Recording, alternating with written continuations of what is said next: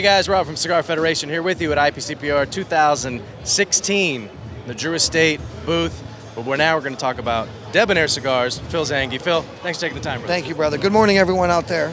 It is still morning. It is morning here. Yes, it is. Just barely. We got 15 minutes left. So let's talk about Debonaire. Shoot. Tell us about it. Well, Debonaire's been in business for 3.5 years now. I just closed the distribution deal with Drew Estate. We launched in April. I've seen, and I was successful before I thought until now. Now it's growing, and the Debonaire deal is growing, and everybody seems to really be taking to it really well. So under the Debonaire umbrella, congratulations, by the way. Thank you. I mean, if you talk about a company that you want to work with, Drew Estate's right up there at the top of the list, It's right? like playing high school baseball and then playing for the Yankees the next year. So, yeah. And you put it into my terms. I love that. Yeah. So Debonaire Cigars, that's also Indian Motorcycle as well. Absolutely. I have Indian Motorcycle was a brand, not a brand extension. It was a brand I had in the early 90s, Indian Tobacco. I got the license back from Indian Motorcycle, which is Polaris, and I changed it around to be Indian Motorcycle Cigar 1901. They're full behind me. They've helped me. You can see there's a bike in the booth and everything. And it's a Dominican-Nicaraguan hybrid, medium flavor, well-balanced, whereas the Debonaire is Dominican-Nicaraguan hybrid, but it's full flavor, well-balanced. And the Debonaire, I do one little thing different. I do an alchemy process.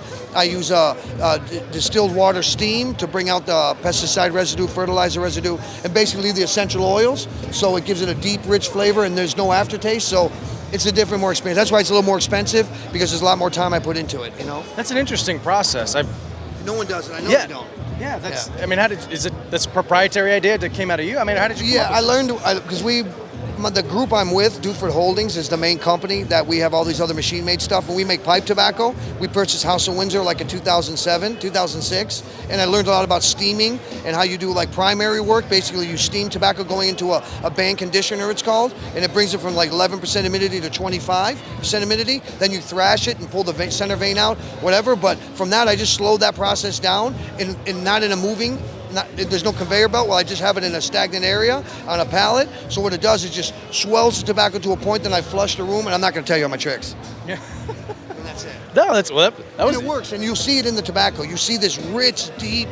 In the Havana, you get more of a savory, fatty prime rib taste, and then in the Maduro, you get a real deep, sweet raisin kind of taste. And I'm not much into all these flavor nuances and stuff, but that's what people have told me, right? And that's what I've saw in it myself, and I never really, I don't give a preconceived notion to people. I ask them what they really taste, and that's what it is.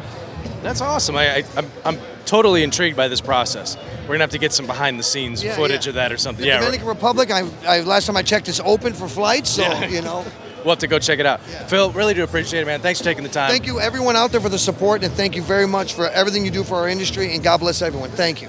Such an easy guy to root for. Like, you're such a nice guy, man. I appreciate it. Thank you. Guys, thanks for taking the time to check out all the IPCPR coverage on cigarfederation.com, and be sure to check out Debonaire Cigars.